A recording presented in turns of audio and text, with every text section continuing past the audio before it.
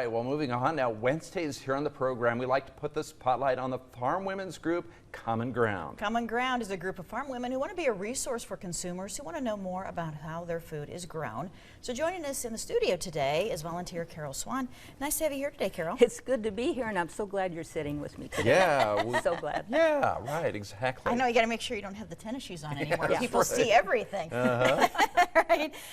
So you're going to talk about food safety today and how safe our food is, right? Yes, because I think we're going to have a fabulous party season this spring.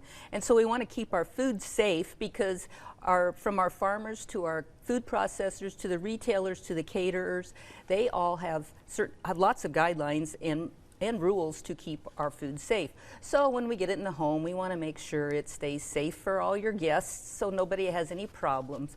So there are a few guidelines. The United States Department of Agriculture, the Food Safety Inspection Service, Food and Drug Administration, CDC, they all have a whole lot of guidelines and resources. If you have any questions, just go to those resources. But the main thing is keep your hands clean and keep your area clean. And what have we been told over the last 2 years? Wash your hands. Well, we all knew that prior to that. And I got to thinking it doesn't hurt to have your hand sanitizer and your Clorox wipes right there by your serving table just to keep things a little cleaner. So the first thing is clean, keep it clean. We just talked about that. Your utensils, your cutting boards, your working area for your fresh produce and your fresh meats. Then you keep them separate. Your fresh produce have one cutting table, one set of utensils, and your fresh meat products, keep those separate so they don't intermingle and the juices from the meat get on your fresh produce and in your salads and whatever.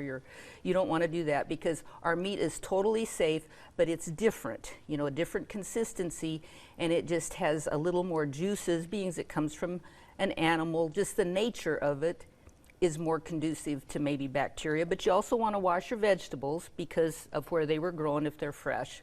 And it's handled by a multitude of people. Keep it cold if it says to keep it cold, and keep it hot if it says to keep it hot. Like your baked beans, keep them in a crock pot and plugged in. If your salad's cold, you might want to put a little ice around it or just keep an eye on it. Mm-hmm. Those are all good things to remember and things we don't think about sometimes. Yeah, and like your 2-hour rule, that's a good thing. If you're at a potluck, after 2 hours, kind of think about getting your salads in the refrigerator or plugging the crock pots back in or getting things wrapped up. And like I said, if it needs to be cold, you have a 2-hour time frame, and then you need to think about it. And when you're also shopping, this one I just kind of read a little tip. If you're buying meat products, kind of think about it like you bought ice cream. You need to get it home and get it in the refrigerator, your fresh meat products. Okay. Just kind of a tip. Good. That's a good tip because I know at gatherings sometimes you're visiting and you forget. Yeah. You forget. So yeah. Good reminders, and I know you're sticking around with a recipe to share. Yes.